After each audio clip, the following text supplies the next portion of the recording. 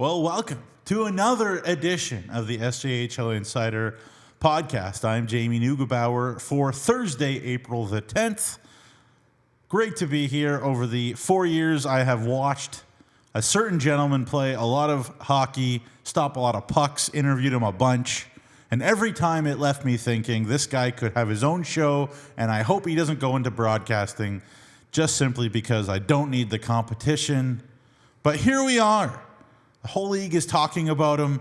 It is the recently graduated Humboldt Broncos goaltender, Dazza Mitchell, now a full-time broadcaster. Dazza, how you doing? Thanks for doing this again. Of course. I had so much fun on Monday with you guys. I figured, why not run it back again for Thursday? There you go. Absolute legend, committed to the University of Dubuque. Yes, the University of Dubuque. And very excited as he broke the news on Monday. And you can go back and watch that show. But today, on the show, we will recap games 3 and 4 from round 2 of the SJHL postseason. Get a couple top 5 lists out of my guy here, Daz. Chat with Yorkton Terriers captain Jiren Deno, who was so kind to join us, of course, after his team was eliminated from the postseason yesterday. And also a reminder, buy your Warman Wolverine season tickets. We'll get to that at the end of the show. But first, let's thank our sponsors: Bourgault, Capital Auto Mall, Cantera Seeds, Chevrolet, Sask Lotteries, Saskatchewan Construction Safety Association, Nutrien, Tourism Saskatchewan, Sask Energy, UPL, SGEU, Great Western, SGI, and RBC. Tony from UPL watched the game yesterday with Jacob Faith and I in Yorkton. And I know we're very thrilled with our relationship with all of our partners, including UPL, who are great sponsors of the postseason. But now it is time for another sponsor deliverable. It is the Prairie Proud Hat Trick. It's time!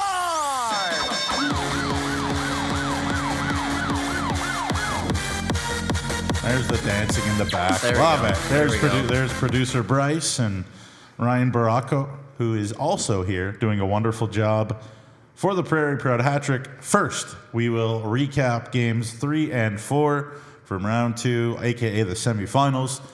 Flin Flon and Weyburn, there you see it, 4-1 Weyburn. That was in Weyburn. Weyburn leads the series 3-0. Ethan DK scored a hat trick, his first 3 goals of the postseason. Angelo Zoll made 45 stops as the Wings down the Bombers 4-1 Tuesday. Dazza and I were both there, so we can have a good conversation about it. The Bombers scored a whopping 28 goals in their 6-game round 1 versus Humboldt. Had managed 3 in 3 games versus the Wings at that point. In Yorkton, the KG hard-fought game 3 went down to the wire, but Ashton Paul's goal at 14:07 of the third period held up as the winner, and Melfort edged the Terriers 4-3 in that one. That's moving on now to Wednesday. In Weyburn, the Bombers needed to win to stay alive and did just that with a resounding 5-1 win.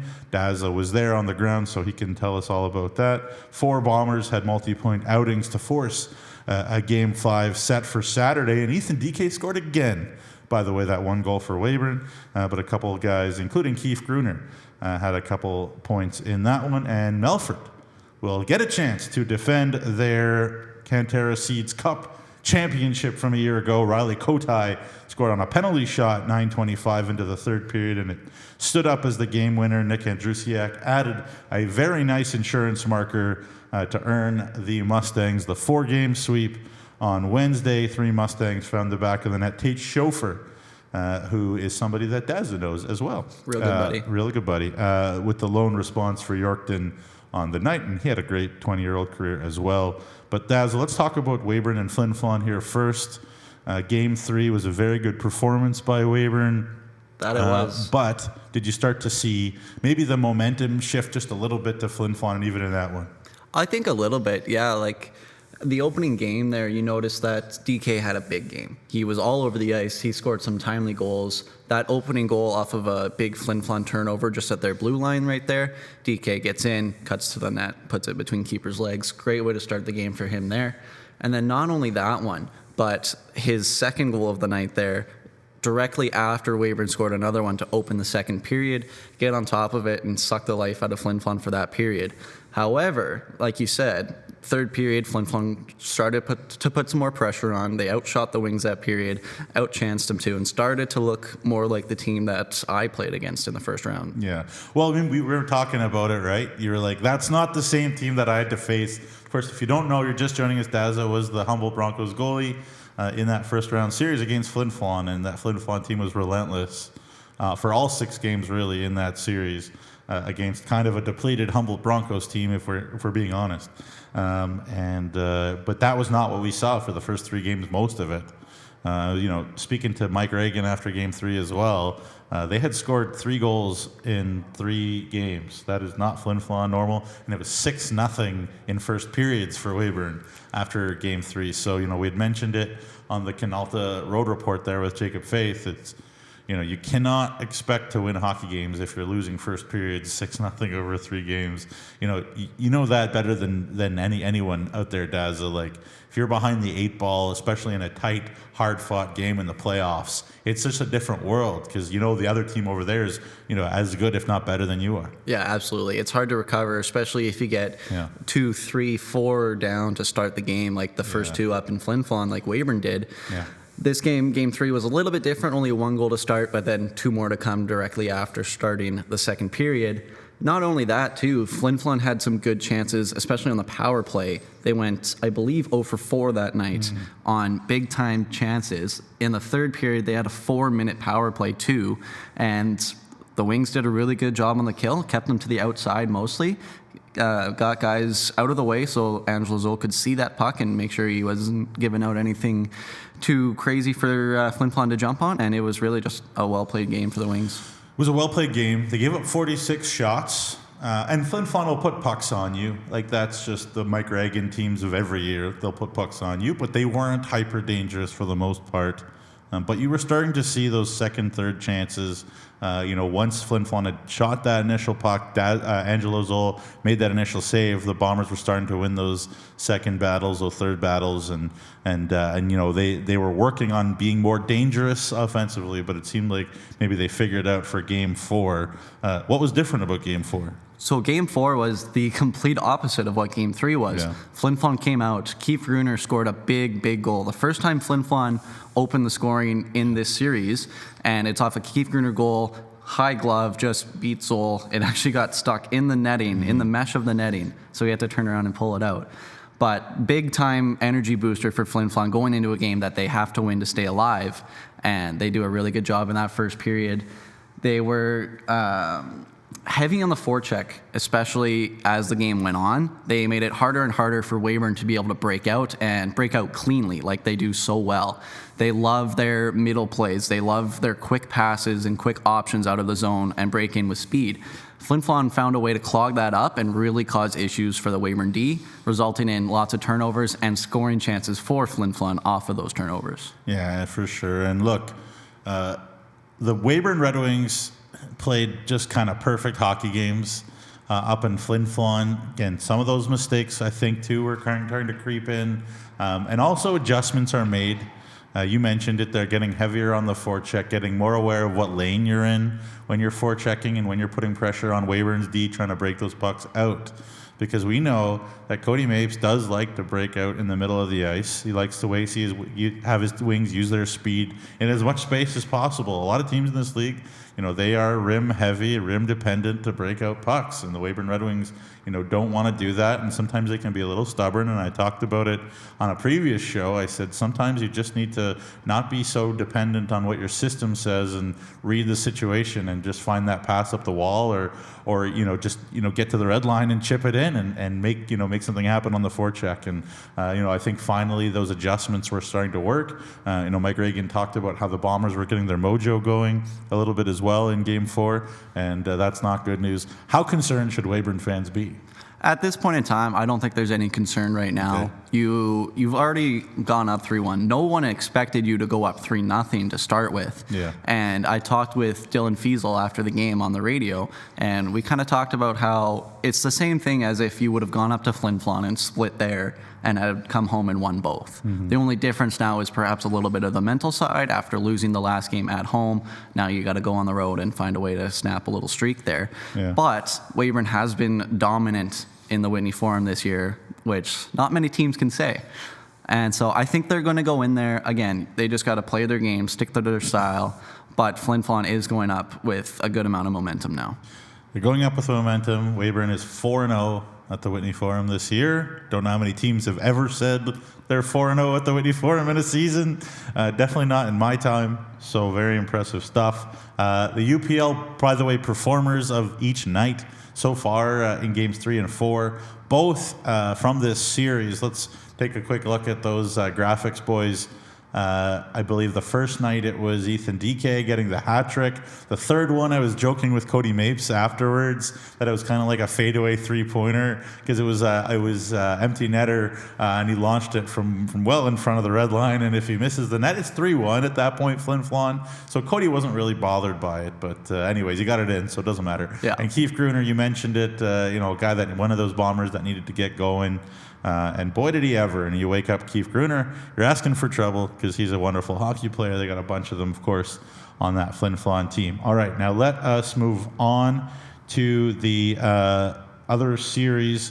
The Yorkton Terriers, defeated in 4 games, and it's a situation where, look, the Melfort Mustangs, Dazza, with all those weapons, and I was talking about it after, too, like, obviously they've got good weapons up top. Like a lot of teams have guys that can score, but how many teams have Centennial Cup caliber experienced checkers? It's and incredible Melfort's to just see. depth's crazy. Yeah, absolutely. After scoring 6 goals in the first game, 3 goals in the second game, 4 goals in this third game here, and then another 3 goals in last night's game, just hard to keep them at bay, even with a small amount of shots. In game 3 there in Yorkton, the shots were only 20 apiece, and it still managed to have 7 goals total, which is pretty crazy to see. And then even the next night, it was another low scoring, low shooting affair, I should say. Shots were 22-19 for Melfort, and they won 3-1. One of those being on a penalty shot, which ended up being the game winner from good old Riley Kotai over there. 39 goals in the regular season, and not for nothing. And look, I think the Yorkton Terriers deserve a lot of credit, especially for these 2 games in Yorkton. I wondered if they had the capacity, based on their roster construction, not because Emery Lawson and his staff aren't good coaches, but whether on their roster construction they could adjust to a different style of play. Does, and because all year, and you faced them plenty, of course, just living in the Viterra there for a while, is that they were offensive and counterattacking and speed and get it up the ice as quick as you can, because the best defense is not playing defense, and that's the way the Yorkton Terriers built themselves and knew, because they had a younger decor, that was how they were going to play. I wondered if they could adjust to a tighter style of hockey, and so I'll ask you, I guess, how hard is it to just kind of adjust on the fly like this to a system that was much less risky, much more defensive, and kudos to the Terriers, they were able to do it. Yeah, absolutely. Like it's never easy to play the top team in the league, especially the Melfort Mustangs after last year with all of their experience and everything that they've taken into this year now. To see Yorkton come alive a bit more in their own rink for sure, scoring 3 goals the first night, although you fall short. Again, giving their fans a good show there and showing what Yorkton is all about there, I think. Yeah, really both games could have gone either way, and I think there was a goal called back with a new rule where Binner scored, as you see on the thing there, that the puck came out. I think it maybe should have counted based on the new rules, but Andrusiak 15 seconds later through traffic beat Ethan Farrow again there on a good point shot through, and showing why he's the defenseman of the year in the SJHL. What a talented player he is. And Yorkton, they had chances when it was 1-1 to take the lead. They had chances to tie it when it was 2-1. They really pushed Melfort hard, and I think for Trevor Blevins, he's going to be happy that his guys got some tests out of this series. But in the end, the Melfort Mustangs' depth maybe just a little bit too much. But I'll ask you, as the Mustangs head to the final, and we're going to have a preview show next week for the finals. But I'll ask you, October the 26th was the only time you faced Melfort this year personally. Yep. You made 43 stops, so maybe the answer is just stop as many pucks as possible. But how does anybody beat Melfort? Because they just are so deep. You know, I think that's going to be the question of the finals. Who can figure out how to crack through Melfort's defense and get to Coombs and get to the front of the net to put those pucks in, but also playing defensively at the same time to balance their counterattack and their potent offense that clearly can score goals when they need to. Yeah. So it's going to be that balancing act of how do you give yourself chances to go on the offensive and score, but not give up anything while you're doing that. Yeah, and people, obviously they won the championship last year, and whatever they did worked. But speaking to Ty Sugar after the game yesterday, the assistant coach for the Melfort Mustangs, and he's like, this year I just throw any line out there, and I feel good about our chances to either score or prevent them from scoring. Last year they did rely quite a bit on Clay Sleva and Aiden Hutchinson and Ryan Duguay, and for great reason, because those guys are elite. But, the bottom six forwards, I spoke about it after the game.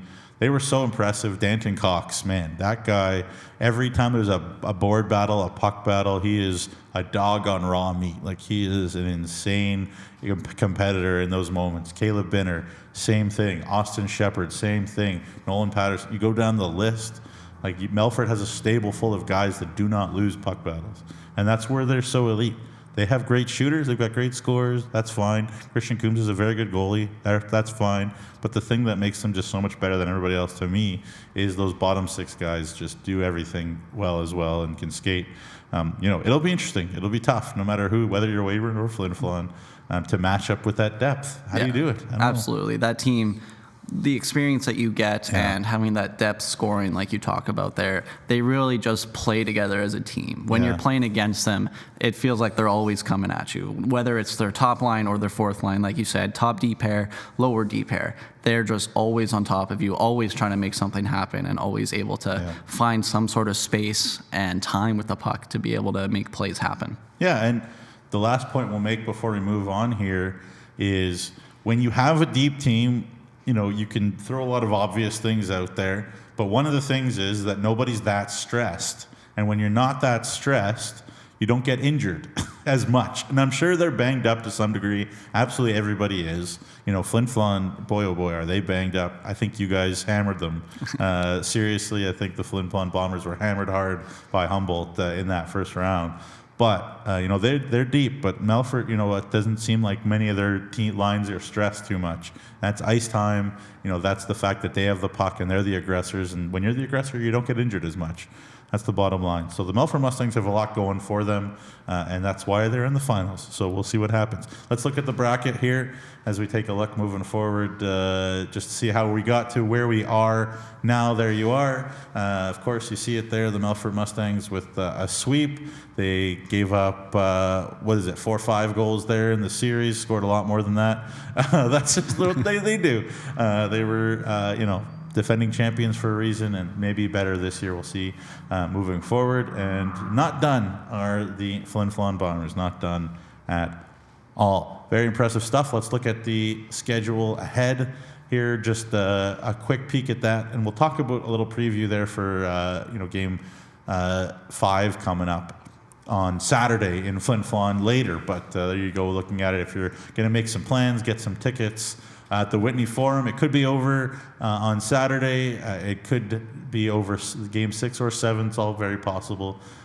We will see, Daz. We will see. The Wings not happy that they have to get back on the bus. No, there is almost no way they wanted to go back to Flin Flon, even though they like to win there. Yeah. You still don't want to drive 8.5 hours there and then 8.5 back from Weyburn. Costs all that money and et cetera, et cetera. So anyway, we'll preview that game in a little bit later. But now, I did Father's Fives last, it was point 2 of the hat trick here. Did Father's Fives last time Father was here. Don't have maybe Daz's Fives or High Five with Dazza. Something. We'll come up with a name. We'll workshop it. But I asked you, I threw a couple top 5 lists at you to present. So here are high fives with Dazza, your favorite SJHL goalie. Your first list there, Daz, is your top 5 shooters that you faced over your 4-year SJHL career. Yeah, absolutely. So there's a couple that came to mind right away, and there's a couple that we did a little thought experiment here in the studio before we started to see who we would put in this spot for me. And the 5 guys that I ended up going with were Kean Bell, Mark Rumsey, Chase Freetmore, Alexi Silvestri, and Aiden Hutchinson. All really, really talented players. You look at Kean Bell and Mark Rumsey were league-leading scorers in their time here in the SJ. Bell came back for a second year and did it again in less games. Yeah. And they truly just ran the league when they were here. They were on dominant teams. That Centennial hosting Estevan team with Rumsey and Pouliot and all those guys. To play against teams like that and the Kean Bell, Braden Klomosko led Battleford North Stars. Those games, as tough as they are and as good as those teams were, those are also some of the most fun games you ever get to play. Yeah, for sure. Of course, Silvestri, you mentioned, just off his freshman year at Bemidji State. Kean Bell at Acadia now. So, yeah, lots of pedigree in that 5. So, a good list. I asked Jacob to do his top 5 playoff performers last time out. So, a couple carryovers there as well. Yeah. But certainly some good choices. Mark Rumsey, of course, of Estevan. You throw on the list there. Hard to argue with any of them. Obviously, there was a lot of good players around the league, but one thing to keep in mind, of course, Daz spent a lot of time in the Viterra division, so he saw, Estevan guys a lot and whatnot. But I did. I tried not to pick too many guys from the same teams. I tried to spread it out a little bit more. Obviously, Kean Bell and the North Stars, beating your Wings in 22-23. Yep. But you really made a name for yourself in that series. I think people were really impressed. So good for you. Thank you very I'm sure much. Kean was like, I'm happy to be done facing this guy. He was. I remember actually in that, after that Game 5 we lost in the handshake line, not only was the entire team super respectful and all that, but him and Josh Kotai especially were super, super high on me. He said some really, really great things, and I have nothing but good things to say about those two. Yeah, awesome. Yeah, of course, Josh Kotai with an incredible year at D1 University of Augustana this year. Mike Richter Award list when top goalies in D1 NCAA. So, if he's saying good things to you, then it probably means you're doing something right. There you go. Nice kid, too. The Kotais are good kids. Obviously, Riley with a wonderful year this year with Melfort, and it continues for him. All right, second list for you. Okay. This one's a little more fun. I came up with a top 5 SJ broadcasters list. Man. And I didn't want to hurt Noogsy's feelings. So I would have fired you on the spot. Exactly. So he is in there, but he's number 6. 6.5. So I'm going to actually, I've got the list of the 5 names that I've got here. Okay. And then I'm going to get you to put them into rankings where you think they should go. So you're going to make me hurt. I'm going to flip this on you a little bit, and it's even better because you are in there. Fine. I am first going to give one honorable mention to Dylan Fiesel in Weyburn. Coming into it, first year, he has done such a good job there, and especially as the year's gone on, he's improved so much. Yeah. And I got the chance to talk with him and John Peretti during Game 3 and Game 4 in Weyburn there, doing pregame show, intermission kind of reports, and postgame shows with them. It was a lot of fun, and they're really good gentlemen. They know what they're doing. They are just really good gentlemen, and I think they'll be really good there in Weyburn for the next few years. Yeah, Cody's doing a great job in every area there in the Weyburn Red Wings, and Dylan seems like a really good fit, passionate guy, cares, good broadcaster. So good find for sure. Yeah, hard to fill. I'm sure one of the names on your list's shoes. So there you go. It may or may not be on the list. Well, Anyways, I'm just gonna guess. So the 5 names that I have here are Nick Nielsen. Yeah, here he is. Yeah, there he is. I've got yourself, Jamie Neugebauer. I've got Rob Hart in Flin Flon. I've got Rory McGoran from Humboldt, and I've got Marty Martinson in Estevan this year. Yeah. So I'm going to get you to give me a 1 to 5 here. Obviously, you're going to place yourself number 1 just because. I mean, I think that's what a lot of hockey players would do with that. You got to have that confidence. Yeah, right? Of course. Those are I didn't know you were doing that. That's tough. Flipped it on you. You know what? I just because of pedigree, and he's so good. Like, he's the best, and he's so classy at the same time. I gotta put Rob Hart, number 1 in Flin Flon. He's the GOAT, as the kids say. Absolutely. In the SJ. So gotta put Robbie Hart 1. I love the way Rory calls games. So I'll put Rory 2. I think Nick, doing this to me. Making it and then hard we're on you. all tied at 3. You know what? We're all so different, too. So different. Obviously, Nick Nielsen just coming off of a tough loss there in the Western Hockey League. Or no, he won. They Sorry. won. They won Game 7. PA won. Yeah. Prince Albert won that. 5-0 too, I believe. Yeah, that's right. So he's over the moon. Man, okay, well, I'm going to put myself 3. Okay, yeah. And then I'm gonna put Marty 4. I always smile whenever Marty's calling a game. It's different because it's not explaining everything. It's more about feelings for him, how the game feels. He's just kind of a guide, almost like an emotions guide. Absolutely. Almost. So Marty's great there. Obviously, many years of success with Battlefords, and then no slight at all to Nick at 5. But he was terrific as well. And doing in-arena announcing at the same time in Weyburn a bunch. I don't know if you were there ever when he did that. I was, yeah. He was unreal at both. He balanced a lot of stuff on game day. He did a lot of work for Wings so there's my list, but it's all mint. They're all gems, and they're all incredible dudes. And you know what? Obviously, I think all the broadcasters in our league, we've got a really good lit group. We all get along really well too. Yeah. And so I think we got a good squad, and I think it's a high level of professionalism from top to bottom. Yeah. And Not so only that, honored to have been part of it, and There we'll you see go. if I am next year or not, but we'll find out. All right. Thanks for that, Daz. Oh, you're Appreciate it. welcome. All right, that was topic 2.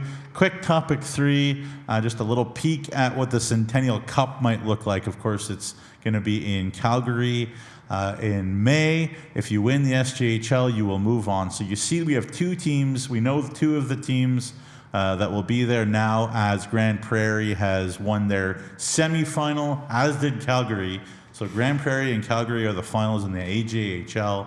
And so they are both going to punch their ticket to the Centennial Cup in Calgary as a result. In the SJ, of course, Melfort will wait the winner of the Flin Flon Weyburn series and the winner of the SJHL. Unlike in 21-22, you have to win the league to get there. And so you have to walk your way in. You see a couple other finals. Some upsets early in the MJHL second round. I know North Manitoba beat Winkler on the first 2 games there, so that's a pretty interesting situation. You see Dryden and Cam River there in the SIJHL. I know the OJHL is going to be very interesting down the stretch. Milton upset Collingwood, who had been a force for a while. Milton, Halliburton, Leamington, and Trenton. Of course, Trenton is probably the favorites there with Leamington and the OJ. Greater Sudbury, we saw them last year as well in Oakville. And yeah, should be a very interesting group. And of course, Edmundston, Blizzard mentioned there in the MHL finals. Former Melfort Mustang, Mathieu Pigeon, is on that team. So I'm sure he would love to get a crack at his old buddies if possible. So there's a little quick look. Anybody you know in any of those teams? I do know a couple, especially in that SIJHL over there. You got the Dryden Ice Dogs and the Cam River Fighting Walleye in the finals there. I know McLaren Paulson, that's right. Humboldt native. Yeah, he was the MVP of that league. He is, yeah. He was the MVP there. I believe he's up for it for the CJ as well. Yeah, he is there. So I know him and Mikhail Paul are both on that team. Right. I played with both of them back at Prairie Hockey Academy over there in Caronport. And Paul was briefly on Estevan, I want to say. Briefly was, yeah. He was there for a bit. And then on the other side of that one in Cam River is Daxton Lang, who also played with us 3 over in Caronport there. Former L'Orange Ice Wolf. Former L'Orange Ice Wolf. That's right. Yeah, you see that a lot. Like it's always interesting to see former SJ guys. Obviously a great friend of mine, Isaiah Peters, is having a wonderful year there in Winkler. One of the best defensemen in the MJHL, former Notre Dame junior hound. So I always cheer for Winkler to figure it out. So we'll see what happens for them as well. All right. Last thing we do before we get to Jiren Deno, just quickly here, Daz, Game 5 coming up on Saturday. Jacob Faith will be there, so I'll have to get his perspective as well. I know I'll be tuned in on the interwebs on the Flow Hockey, but look, the Weyburn Red Wings have to have confidence. They have to have caution. Which one do you think needs to be more? I think they just need confidence. To me, this game comes down to whoever is going to show up off the bat and get to that early advantage. We've seen Weyburn do it in Flin Flon before, getting up 3 goals, 2 goals, and then in Game 3, into the second period, 3 goals ahead. Game 4, Flin Flon scores first and then gets after it from there. So for me, it's who is going to bounce back after this Game 4? Is it going to be the Wings to come out strong, or is Flin Flon going to carry on their strong performance into the start of Game 5? Yeah, and look, Weyburn's got to get on that bus and get up to the Whitney Forum and sleep in a hotel room bed again. And look, it just gets more chaotic if Weyburn doesn't find a way on Saturday, because Game 5 there, Saturday, Game 6 would be back in Weyburn on Monday, and Game 7 would be back in Flin Flon on Wednesday. So that is wild schedule stuff. Like, that is gonna suck the life. And I bet you every Melfort Mustang is praying for that to happen, whoever comes out of it, because that was just, obviously you could tell me as a player, that much travel. I know everyone's like, oh, suck it up, blah, blah, blah. But, you guys are high-level athletes, and that's tough. Yeah, it does. It wears on the body. It wears on the mind. Being stuck in the bus, even in Humboldt, the trip to Flin Flon, it's only about 5.5-ish hours. Mm-hmm. Even that trip. On those roads up north, it's still not the same as being at home all the time or having a closer series like Yorkton Melville was or Yorkton Melfort. But, as you said, for Melfort, they get their sweep. They look to get this extra rest. And the longer this series goes, the happier they probably are, as these two Bombers and Wings are going to tire each other out. Yeah, for sure. All right. 2 quick questions for you, Daz, before we get to Jiren Deno. What was your Netflix or watching show choice in the first round of the playoffs there against Flin Flon? Ooh, that is a tough one. Recently, I was watching 2 things. First was The Gorge movie on Apple TV. Very, very good. It's a bit of a horror thriller, apocalypse type of thing, but secluded into a small part of the world. Very cool watch if you're interested. The second one that I was watching a lot recently was Ted Lasso. Oh, yeah. I had a lot of recommendations on that one. Got to kill some time somehow, and I figured why not go with the sport-related show of choice. There you go. Love it. Ted Lasso, great choice. Second question was, you stop at a gas station, maybe it's the gas station in Creighton or wherever it was. What snack are you grabbing? Ooh, the choice is always difficult. It always depends on how the game went. Oh. So if you win the game, you feel a little bit better, right? You get yourself maybe a little sweet treat to refill the sugar stores after a hard-fought game. If not, then you try and look for something a little bit better. But if I had to pick my absolute favorite all time, it would be a bottle of Dr. Pepper, because I am a Dr. Pepper fan. Great soda there. And, a really good bus snack for me is Fuzzy Peaches, because I am a big fan of Fuzzy Peaches. Maynard's, the 7-Eleven brand specifically, is also very, very good, very tasty if you've ever tried them. What was your go-to road trip snack? Oh, man, probably Reese's Pieces. Oh, that's big a good Reese's one too. Pieces guy. But there's always a can. Brett and I, Pilkington and I we were big connoisseurs of the candy bags around the SJHL, and so hopefully the Warman concessions have some good candy bags for Brett to deal with there, and I'm sure he'll be investigating it real quick. So we'll see how that goes, and we can also ask our guest here, coming right up.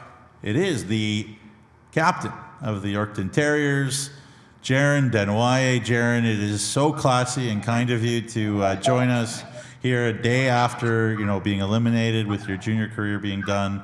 Thank you so much for doing this. Really appreciate it. How are you kind of handling the emotions and the feelings that you're going through right now? I mean, obviously it was tough to lose out there in a hard-fought series, but I appreciate you guys asking me to hop on the call. Obviously, it was tough with myself and all the other 20s seeing the end of the junior career, but it's nothing you can do now, and you got to look to the future and look to what comes next. For sure. Great career, man, as well. I sent you a message, but I'll say it in public here, 112 SJHL games for the Yorkton Terriers, 135 points So that is terrific. Also 2 years in the AJ with Sherwood Park and Fort McMurray.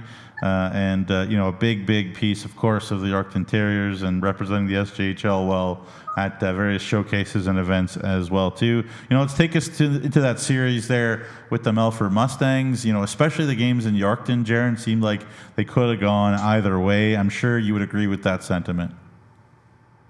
Yeah, no, for sure. I mean, that's what playoff games are all about. They can go either way. Coombs played unbelievable. There was a bunch of slot chances that we had, grade A chances that he made the big saves, and that's what playoffs hockey is all about. And they played a really solid game. They're a tough team to beat. And yeah, either of the games 3 or 4 could have gone either way, and they went Mustangs' way. But we created lots of chances, but that's just playoff hockey that it could go either way, and it unfortunately didn't go Yorkton Terriers' way.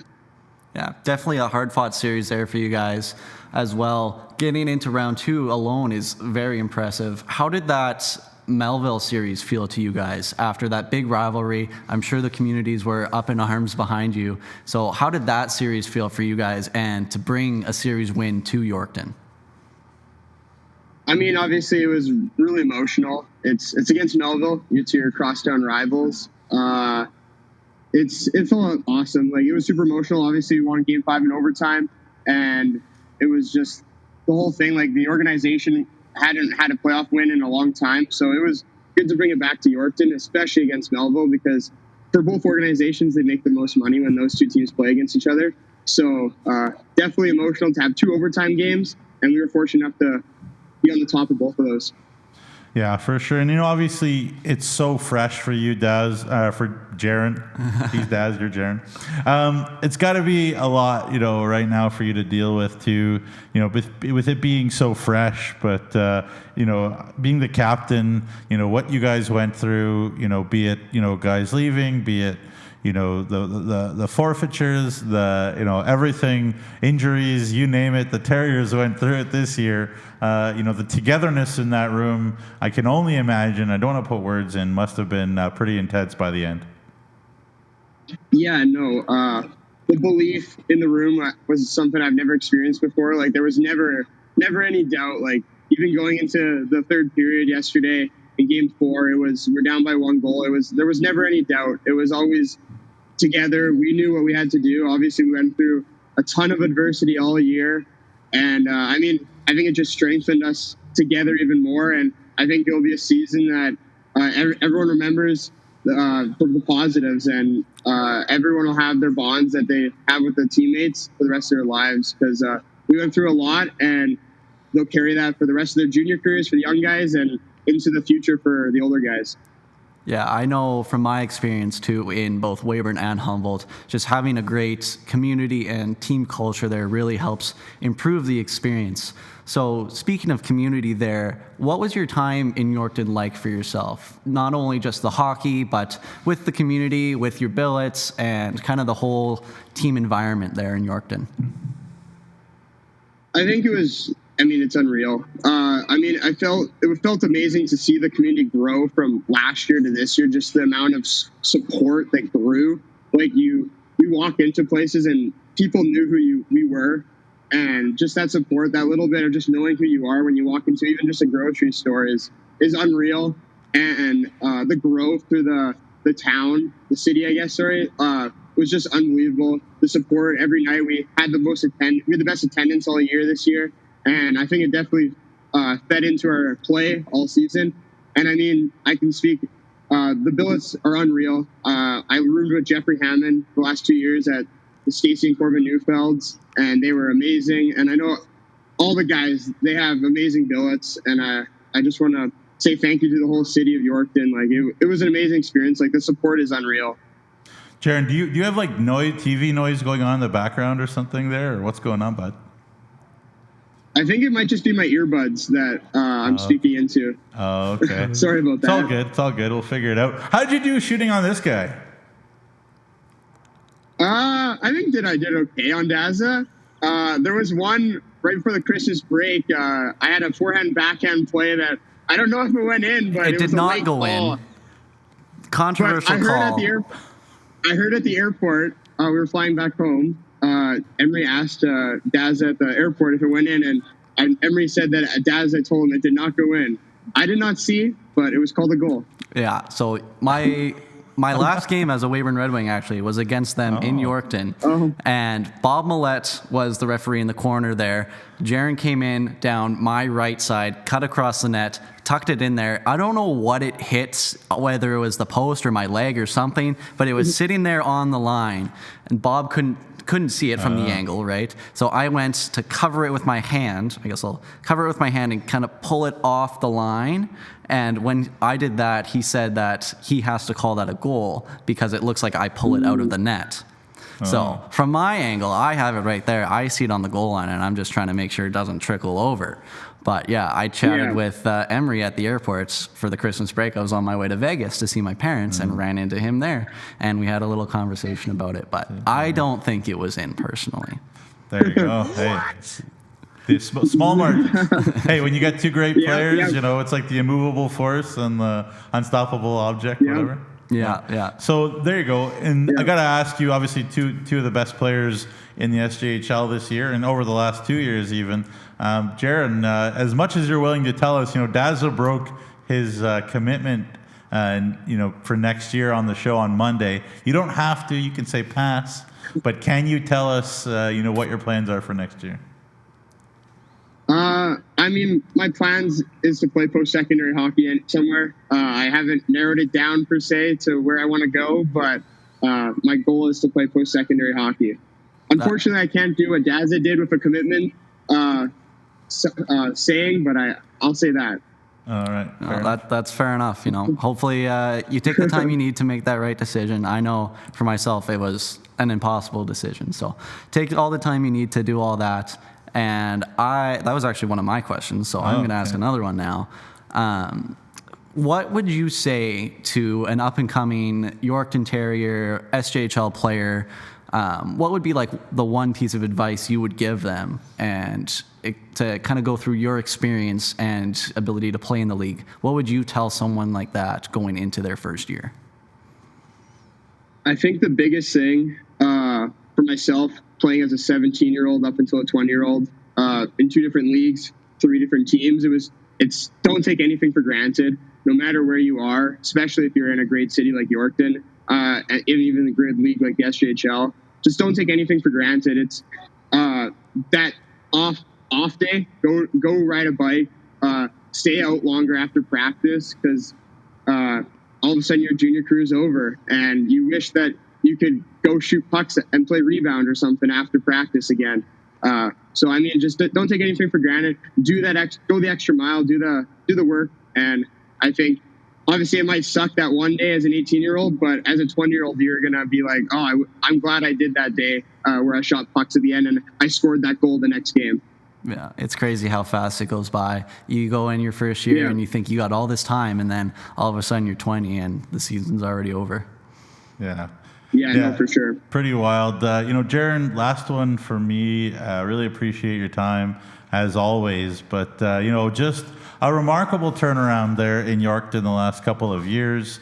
From 10th and out of the playoffs to a home ice advantage spot, as Daz mentioned there, a win over, your hated enemies there in Melville, just really pushing the defending champions in a way that I don't know how many people predicted, especially there in Yorkton. You guys, played great hockey, and you should be very proud. But just talk about, the last 2 years and how, you feel like Emery Lawson and the staff and the group of human beings that you guys have been able to kind of put this Yorkton Terriers franchise back on its tracks.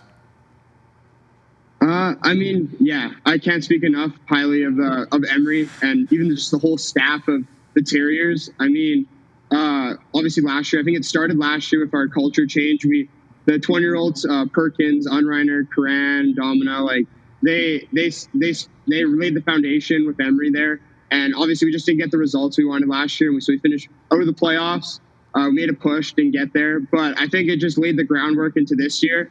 And I think just the style of play we played, I think it created just a buzz in the community. And obviously we have Tylen Hendrickson, he's a big community guy, but we have lots of other guys everyone's in the community. And I think it just creates that kids see you at the schools and they want to come watch you because now you're their favorite player because you read to them in class or something. So I think just the turnaround's been unreal. Like, it was crazy to see the difference in fans. Like, we were happy to get 1,000, and then this year we were getting 1,000 almost every single night. So I mean, it was awesome.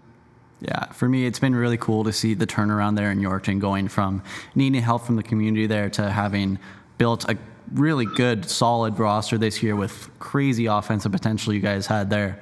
Just the last one for me here is to build on that. Where do you see this Terriers team next year? Where are they going to finish? How's the season going to go for them, in your opinion? I mean, they gained so much experience. I mean, the biggest thing all year everyone talked about was how young our D-men were all year. So, I mean, we got Thomas Reese, Rookie of the Year finalist. I mean, Bryce Dahl. We got a bunch of guys who are going to step up next year that they're gained so much experience this year playing with great players all year, like Coyle and stuff. And, I mean, I don't see any. And then we also have Craig coming back for the goalie, and we have lots of forwards coming back. So, I mean, I don't see them dropping out of the top 4. I see them finishing top 4 and having that home ice advantage in the playoffs again next year. Sorry. Yeah, for sure. Lots of great players. I should mention as well, Jiren, last I checked, Tylen Henriksen was well in the lead for the league's RBC Community Ambassador Award, around 35%. What's your sales pitch? Why should we all go to SJHL.ca and vote for Tylen Henriksen? Vote for Tylen because he's just a good guy. But no, he's out on the ice with the little kids. He's always the first guy to go to schools. I know he has 3 younger billet siblings, so he goes to their cheer practices, their hockey practices. He's always out in the community, so that's why you should vote for him. He's a great guy on and off the ice. Yeah, for sure. Well, Jiren, you're a great guy on and off the ice as well, for joining us. Daz, I'm sure, is happy that he doesn't have to deal with you anymore. Maybe you'll end up in the same league. Who knows? And then he'll be like, oh, it's this guy again. But who knows? We'll see what happens. Jiren, thank you so much for your time, for winning the league with Neugebauer as well. That was a very important thing as well. And also for coming on the show today. Very classy move for you to come on a day after getting done. So thank you so much, and all the best moving forward. Yeah, no, thank you so much for having me, Nugsy, and good luck in your schooling, Dazza. Thank you, buddy. Appreciate it. We look forward to seeing where you end up. There you go. That was Yorkton Terriers captain Jiren Deno, and Daz, terrific guy. You know, I got to ask you, let's get human here for a second. To be a 20-year-old in this league, obviously so much responsibility. So many things are expected of you: to be dominant every single night, to contribute every single night, to be a leader. All these things on your plate while you're trying to figure out what your life will look like. Like, I was, a kid in high school trying to figure all this stuff out, and I didn't have hockey to deal with, and who knows what else to deal with. So just kind of maybe reflect on what so many guys, including Jiren there, kind of went through this past year, including yourself. Yeah, especially for myself too, with all the ups and downs at the start of the year in Weyburn for me, and getting moved at the deadline there. It's never easy, especially for a guy who spent his entire time in the league and in Weyburn before being traded. It's an unreal experience, really. There's no way to describe what it's like to play here in this league for these great organizations for as much time as I got to, and especially as a 20-year-old here, kind of taking the time to look back at everything. And like Jiren said, those days where you may not want to get out of bed, you may not want to go do the extra thing. You look back at it as a 20-year-old and you wish that you did more. You wish that somehow there was something else you could have done. You wish there was another year after this where you could stick around and play some more. But it's truly just an honor to be able to play in the league, not only as a 20-year-old, but for an 18, 19-year-old, 17-year-old even. It's truly a great place to play, and I enjoyed every second of it. Yeah, for sure. Certainly enjoyed watching you. Certainly enjoyed Jiren, and of course all the 20-year-olds. Was mentioned there. The Yorkton Terriers had a pretty good squad of them. Obviously, you include David Coyle, who had a wonderful, wonderful season. Really wonderful career. If you include his time in Melfort as well, Tate Schofer. You throw in Harry Aldridge and Carter Briltz, who you probably know from your time there in Weyburn and maybe elsewhere as well. You go down the list. Obviously, Ethan Farrow too in net. So that all being said, lots of good young players too coming up through. I don't see, as Jiren said, and I'm sure you'd agree, any kind of drop off expected in Yorkton because they got lots of pieces. Yeah, absolutely. I don't know, top four, the league is going to be, again, so much parity again next year. We'll see. I would say they stick around where they are. Depends. Their defense will be infinitely better, I think, with another year of experience and some playoff experience, too. We'll see if those younger guys can fill into the roles of Jiren and Coyle there to put the puck in the net. Yeah, obviously, Jeff Hammond dealing with his injury situation, also a 20-year-old. He'll be moving on to, I believe, Stevenson College there in the States. He's an American guy, so going back home for him.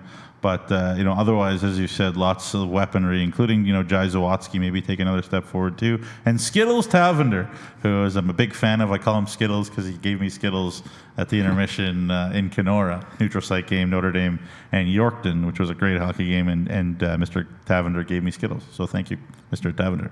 All right, two more things to take care of before we say goodbye. I thought I'd do a little bit of not Rory's rapid fire, but Nugsy's rapid fire with Dazza here. Okay. And then we'll go on there. So Nugsy's rapid fire quickly.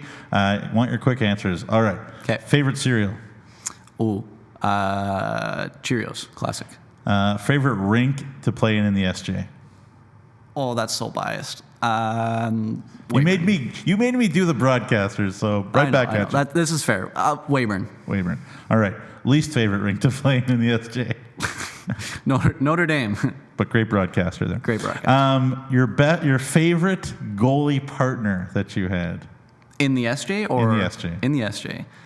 Hard not to go with Zoll, but I think that's the easy answer. So I'm going to go with Brady Holtflow. Oh, yeah. He was a good young goalie, too, as well. He's going to be awesome, whether it's in the Dub or with Humboldt next year. Really good person, too, just in the dressing room. Nice room. kid, I never met the kid, but I walked by him once in Humboldt there. He's like, hey, Jamie. You should meet him. Hey, nice He's a good person to talk to. Yeah, good kid. And then last one, favorite team to beat in the SJ? Ooh, wow. My entire time in Weyburn, it's always fun to beat Estevan, sure. Right? There you go. You know what? I'm going to say those two games against Flin Flon, when we beat them there, that was quite a bit of fun, actually. There you go. And you made 624 saves. Little exaggeration. Over those two games. Just a tiny exaggeration. All right. Last thing here. Warman Wolverines season tickets are on sale. Go to warmanwolverines.ca. They are looking to sell 1,000 season tickets, as you see there, trying to fill up that goal horn. Get your season tickets. Go to warmanwolverines.ca, and you can find them quite easily. That's going to be a great situation. Dazza, you played showcase games, of course, in Warman there, rink.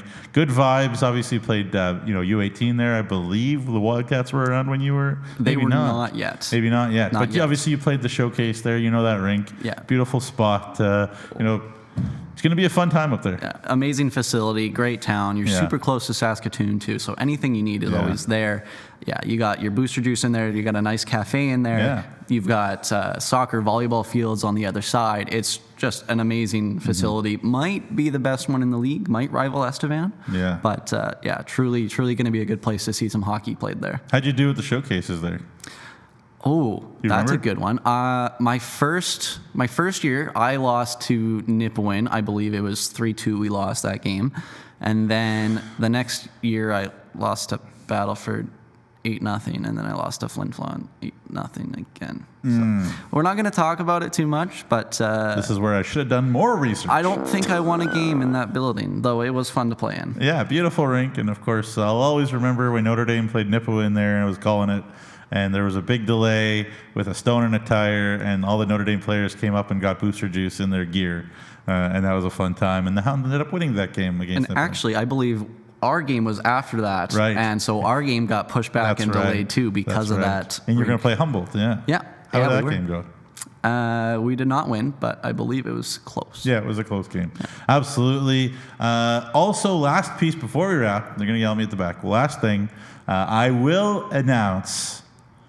I'm pretty comfortable announcing. Oh. So everybody get on your edge of your seats. We have added Dazza to the group that will be broadcasting the SJHL finals filling in that experienced guy, that player role. I hope it's okay that I mentioned that, but we're so excited to have you. I'm so excited to have you. As I said, when I were interviewing you for shows and whatever, I was like, man, this guy is good, polished. Maybe where did that kind of ability to speak come from, and how excited are you to be part of the squad? You know what? I am super excited. Doing this show today and weekly with you guys on Monday was so much fun.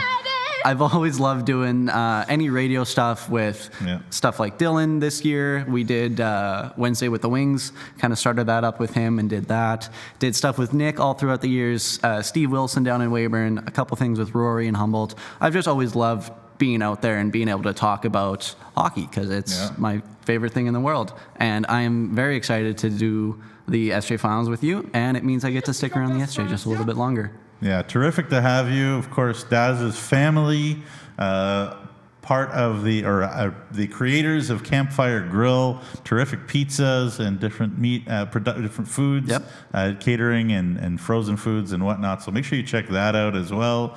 He was kind enough to gift the crew and myself and Rory some pizzas last time out. Those are delicious. So go to your grocery store nearby, just anywhere, Co-op, Save On. Every Save On Foods in Saskatchewan, a lot of co-ops, and then a lot of local stores, meat stores, small town general stores, stuff like that type of thing. Yeah, totally super good, and gluten-free pizza, terrific as well. But speaking of which, I should probably also, and very happy to, shout out our sponsors for the league. Campfire Grill is not technically a league sponsor. Not anymore. Not anymore, I guess, but they did give us pizza, so in a way. All right. Cantera Seeds, Bourgault, Capital Auto Mall, Sask Lotteries, Chevrolet, SCSA, Colin Puller with his little segment with Trevor Blevins was pretty unbelievable last time out. By the way, shout out Colin Puller. Nutrien, Sask Tourism, Sask Energy, UPL, SGEU, Great Western, SGI, and RBC. Thank you so much for helping me put food on the table and help me, do things like pay bills and help us all just be here and have a great time. Make sure you follow the SJHL on all of the social media platforms that exist: Facebook, X, Instagram, the TikToks. It was suggested to me that we start doing things on LinkedIn now. I'm like, we'll see about that, but also subscribe on YouTube. Make sure you check out the stuff that, we're sure about that. Make sure you check out the stuff that, okay, thanks, Bryce. Make sure you check out the things we're doing on sjhl.ca. Try to keep it entertaining and educational. Trying to figure out which word I was trying to say there, Daz. Running out of words here. Running low on words. So make sure you keep it locked to the sjhl.ca. Thank you to Ryan. Thank you to Bryce. Love you, boys. Appreciate you very much. Great show. Thank you very much. You can fill in anytime, man. Oh, thanks. Appreciate it. We're going to let Clark. I should probably mention that Clark is still in. Clark is still in Arizona, or he's on his way. He's coming back today. He's on a plane right now. Yeah. Clark Monroe will be back. We'll stay tuned for details on a finals preview show. What that will look like. We're not 100% sure just yet, but we'll let people know. And the finals will start next Saturday. It'll be Melfort versus TBD, but we know that game one will be at the Northern Lights Palace in Melfort on the 19th of April. So the Mustangs, Daz, with lots of time to take a little bit of a rest, but they will get some rest. Interesting we will see stuff. Who they're going to play. Yeah. I am very excited to see this. If this series does happen to go back to Weyburn on Monday for a Game 6, I will be there again just to check it out, and I might be on the radio with Dylan again if he lets me do it. There you go, Dylan. Don't say no. All right, some drama. Flin Flon, Weyburn, Saturday night. Get your tickets to the Whitney Forum. Tune in on Flow Hockey. Should be a good one. Can the Flin Flon Bombers survive again? We'll find out. Until then, as I said, Clark will be back. Rory will be back as well. And it will be a lot of fun in the finals with Mr. Dazza Mitchell, Weyburn Red Wings legend superhero, Humboldt Broncos legend superhero, and SJHL superhero as well. And you'll be happy to see him on the SJHL Finals broadcast show on SaskTel TV, live local, as well as on Flow Hockey, we think. And it should be a lot of fun. Until then, Daz, everybody, enjoy the hockey. Did we just become best friends? Yep.